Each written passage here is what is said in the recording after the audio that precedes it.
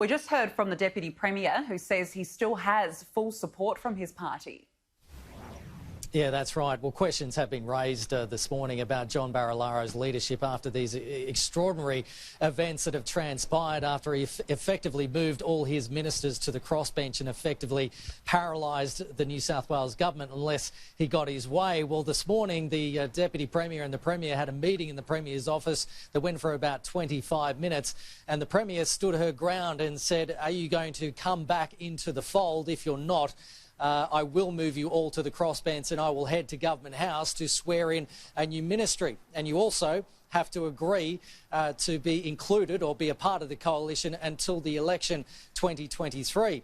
Well, John Barilaro went back to his party room and told his party that basically he has conceded all those things and has basically backflipped on those threats that were made yesterday. But he has said that he's happy and it's a success story because he got what he wanted and what the Nationals have wanted, and that he has his party's support. And that is that this koala protection policy is now going to be going to Cabinet. We don't know what date that is, whether it's September 21 or October 8, but he's happy that it is now going to Cabinet and that everyone is now talking about it. We never wanted to blow up the coalition, but yesterday we had to do what we had to do to bring this high up on the agenda of the government and of Cabinet. This was always about policy. I don't know why people are getting excited about the coalition, but this is all about policy and the policy issue that was going to impact on our regions. Now, he says he still has his party's full support, and that seems to be what Bronnie Taylor says, who's the Deputy Leader of the Nationals. John Barilaro is 100% safe, and John Barilaro is not going anywhere. He has the full support of the New South Wales party room. Opposition leader Jodie McKay is not so confident in the government. She's putting forward a vote of no confidence in the New South Wales government. That will be put forward on Tuesday. And she also says that because of the events that have transpired over the past 24 hours, the leadership of John Barilaro is untenable and he should stand down.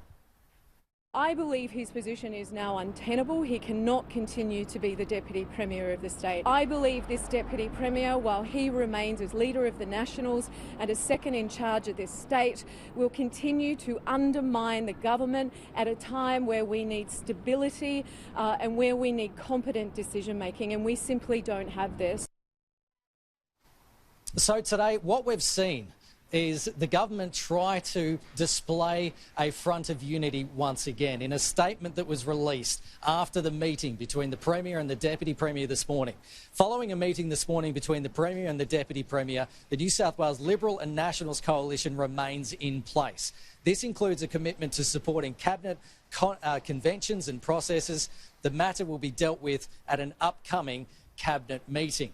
Now, we also heard from Treasurer Dominic Perrottet, who tried to put forward this unity as well, tried to shift the conversation and the focus now back to the pandemic and their dealings of that, which has been relatively successful as well. Here's a little bit of what he said.